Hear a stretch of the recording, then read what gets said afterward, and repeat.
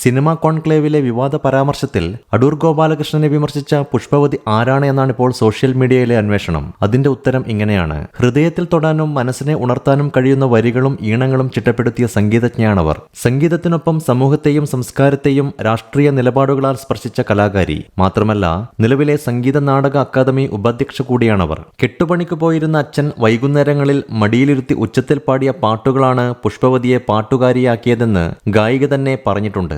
ഒറ്റയ്ക്കു നടക്കാറായ കാലത്ത് വീട്ടിൽ വന്നാൽ പാട്ട് പഠിപ്പിക്കാമെന്ന് പറഞ്ഞ ദ്രൗപദി ടീച്ചറാണ് ആദ്യ ഗുരു. പിന്നീട് പാലക്കാട് ചെമ്പൈ സംഗീത കോളേജിലായിരുന്നു സംഗീത പഠനം. ഗാനഭൂഷണവും ഗാനപ്രവീണയും 1ാം റാങ്കോടെ പാസ്സായി. 2001 സിനിമാ സംഗീത ലോകത്തേക്ക് ചുവടുവയ്ക്കുന്നത്. നമ്മൾ സിനിമയിലെ കാത്തുകാത്തൊരു മഴയത്തെന്നൊരു ഗാനമാണ് ആദ്യ സിനിമാ ഗാനം. ലോകമെമ്പാടുമുള്ള മലയാളികൾ ഏറ്റുപാടിയ ചെമ്പാവിൻ പുന്നെല്ലിൻ ചോറോ, സുലൈഖ മനസ്സിലെ പാതിച്ചിരി ചന്ദ്രികയെ തുടങ്ങിയവയെല്ലാം പുഷ്പവതിയുടെ ശബ്ദ സൗന്ദര്യം കൊണ്ട് സംഗീതപ്രേമികളുടെ പ്ലേലിസ്റ്റിൽ ഇടം നേടിയ ഗാനങ്ങളാണ്. കാലങ്ങളായി ക്ലാസിക്കലും ഫോക്കും അടക്കം പാട്ടിന്റെ സമസ്ത ഭാവങ്ങളിലും പുഷ്പവതിയുണ്ട്.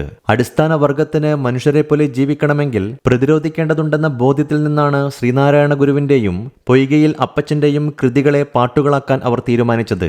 മാധവിക്കുട്ടിയുടെ കവിതകളും ഖുർആന്റെ സാരസംഗ്രഹവും കബീർദാസിന്റെ വരികളും തുടങ്ങി കാലാതീതമായ ദർശനങ്ങൾ അവതരിപ്പിക്കുന്ന ഒട്ടനവധി വരികൾക്ക് പുഷ്പവതി സംഗീതം നൽകി കൂടുതൽ ഹൃദയങ്ങളിലേക്ക് എത്തിച്ചു.